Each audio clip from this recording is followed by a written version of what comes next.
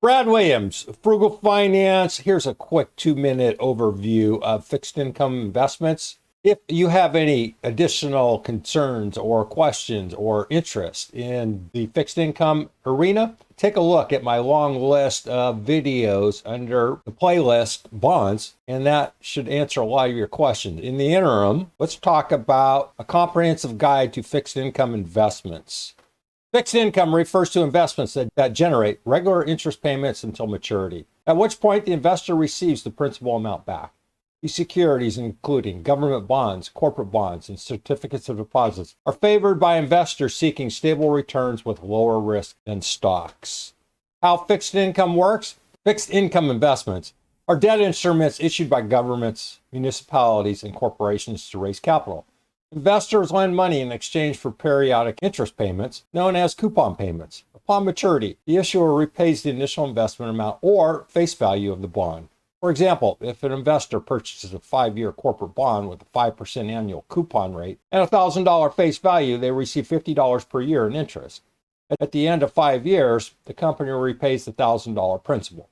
Type of fixed income securities? Government bonds. Issued by national governments such as U.S. Treasury bonds, notes, and bills, considered low-risk investments. Municipal bonds, issued by state and local governments to fund public projects. Some offer tax-free interest. Corporate bonds, issued by companies to raise funds. Investment-grade bonds are safer, while junk bonds offer higher returns but carry greater risk. Certificates of deposit, short-term investments offered by banks with fixed interest rates, insured by the FDIC up to $250,000. Treasury inflation-protected securities, or TIPS. Government bonds that adjust their principal value based on inflation to protect purchasing power. Investing in fixed income? Investors can buy bonds individually or invest through fixed income mutual funds and exchange-traded funds. These funds provide exposure to diversified bond portfolios without the need for direct bond purchases. Another strategy is bond laddering, where investors buy bonds with staggered maturities to maintain liquidity and mitigate interest rate risk. Risk and consideration?